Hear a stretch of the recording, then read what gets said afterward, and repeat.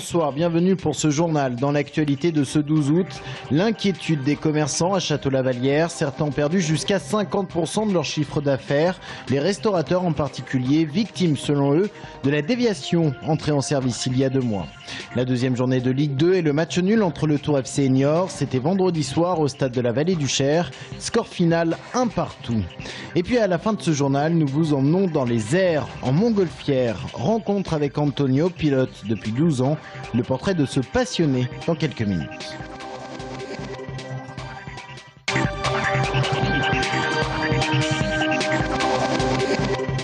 Pratiquement 2 mois de service pour la déviation de Château-Lavallière. Sa réalisation était dans les Bouches depuis plus de 30 ans. Plus de camions transitent dans le centre-ville. Les habitants sont soulagés, mais ce n'est pas le cas des commerçants, désormais privés de la clientèle de passage, comme ici dans cette brasserie à l'entrée de la commune. On a chuté de 50% quasiment. 50% à peu près, oui. Au niveau des repas, au niveau des petits déjeuners le matin, au niveau de beaucoup de choses, quoi. Le passage, les boissons l'après-midi, voilà. Grande inquiétude pour l'avenir. Si l'activité continue, le patron sera obligé de réduire les heures de sa serveuse, car dans le restaurant, plus grand monde ce midi et des places bien vides à l'extérieur. Le client se fait attendre, mais le patron, lui, n'attendra pas après Noël. Je ne sais pas si ça va durer, mais bon, je suis un peu sceptique. 50% de baisse du chiffre d'affaires entre juillet 2012 et juillet 2013. Le constat vaut également pour ce kebab du centre-ville. Camionneurs, mais aussi automobilistes en transit ne font pour ainsi dire plus partie de sa clientèle. Moyenne le soir, 30, 40 personnes le soir. Maintenant, on n'est plus qu'à 10, 15, 20 personnes. Comment vous voyez l'avenir là? Puis d'ici peu de temps, ça sera la fermeture. Si on ne travaille pas, il y a quand même les loyers, les charges. Des terrasses bien vides à Château-Lavallière. Ils sont nombreux, les restaurateurs, à voir désormais l'avenir en noir. Et tous les commerces sont impactés à leur échelle, comme la boulangerie ou le tabac.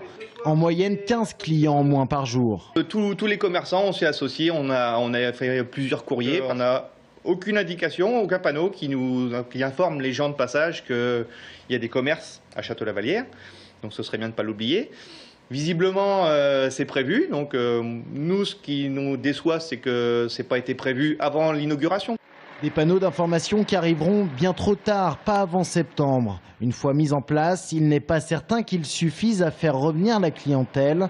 Mais cela soulagerait au moins quelque peu des commerçants qui s'estiment abandonnés.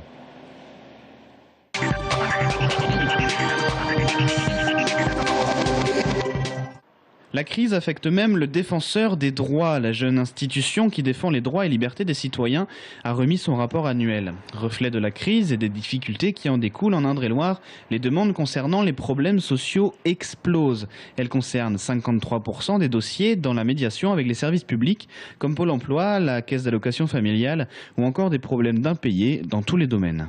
Ce qu'on voit aussi en montée, c'est la difficulté que les gens ont à payer leurs factures d'énergie. Et là, c'est très net. On a de plus en plus de personnes qui ne peuvent plus payer leurs dépenses de chauffage. Autre fait marquant, la baisse des dossiers de lutte contre les discriminations. En 2012, 110 personnes ont été reçues contre 142 en 2011. Des réclamations qui concernent le harcèlement et les discriminations au travail. Peut-être que la situation actuelle, notamment les problèmes de chômage, font que les gens portent moins de réclamations dans ces domaines. Au niveau national, le défenseur des droits a reçu en 2012 plus de 100 000 demandes d'intervention ou de conseil.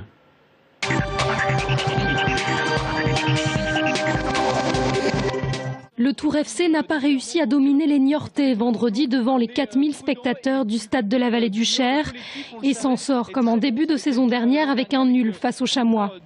Score final 1 partout. Pourtant, c'est bien les joueurs d'Olivier Pantaloni qui avaient lancé le match avec une première frappe à la 9e minute sans réussir néanmoins à ouvrir le score. Il faudra attendre la 38e minute pour voir enfin un but inespéré de l'avant-centre Andy Delors, entouré de 3 défenseurs et qui tire des 35 mètres en rase-motte. Une frappe inattendue qui surprend le gardien niortais Delcroix et qui passe. Je pense qu'on ne méritait pas d'être mené à la mi-temps parce qu'on a eu le monopole du ballon. Je pense qu'ils ont tiré en première mi-temps une fois au but. Ils marquent. Après, c'est le football, mais ce qui est bien, c'est qu'on ne s'est pas désunis, on ne s'est pas désorganisé et on a su revenir petit à petit dans le match. Mais en deuxième mi-temps, les Tourangeaux n'ont plus les jambes et s'économisent. On a fait avec les moyens du bord et les ressources qui nous restaient. On pensait qu'on allait retrouver un second souffle, mais bon, je pense que les 120 minutes du match de mardi face à Istres ont quand même pesé dans la rencontre. On avait affaire à une équipe qui avait 5 joueurs frais, puisqu'ils n'avaient pas joué mardi dernier. Delors a une nouvelle occasion, mais n'arrive pas à cadrer sa frappe.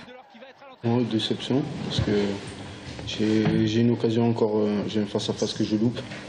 Et je pense que c'est ça qui fait pas changer le match, mais bon, si je la mets, ça fait 2-0, je pense que Niort après aurait baissé les bras. Mais les Niortais, eux, ne se découragent pas et parviennent à égaliser à la 82e sur un tir dévié de Rocheteau, entré en jeu depuis quelques minutes seulement. Avec une défaite à l'extérieur et un nul à domicile, le Tour FC devra tout donner vendredi à Châteauroux.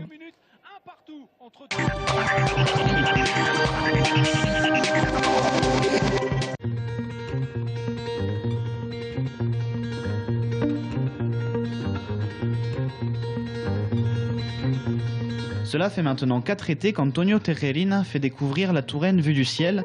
Il est aérostier, c'est-à-dire pilote de montgolfière. Je choisis le château de Chaumont aujourd'hui pour décoller. Et après, c'est le vent qui décide notre parcours. On peut monter, descendre pour chercher un peu plus à droite, un peu plus à gauche.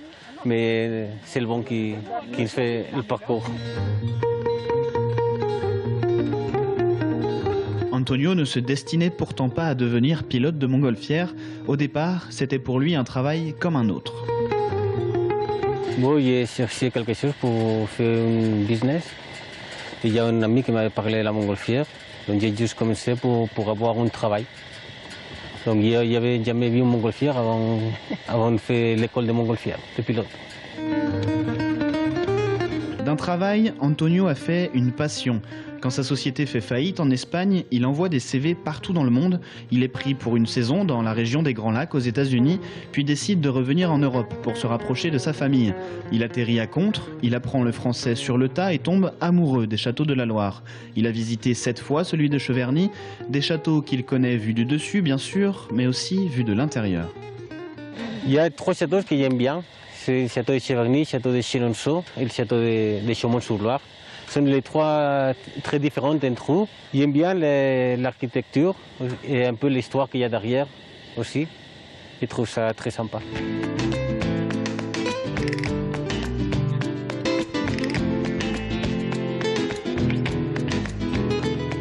En hiver, Antonio rejoint Rosa, sa femme, dans les Pyrénées espagnoles, près de l'Andorre. Pour rien au monde, il ne voudrait retourner piloter en Espagne. Il semble avoir trouvé en Touraine un endroit pour se poser.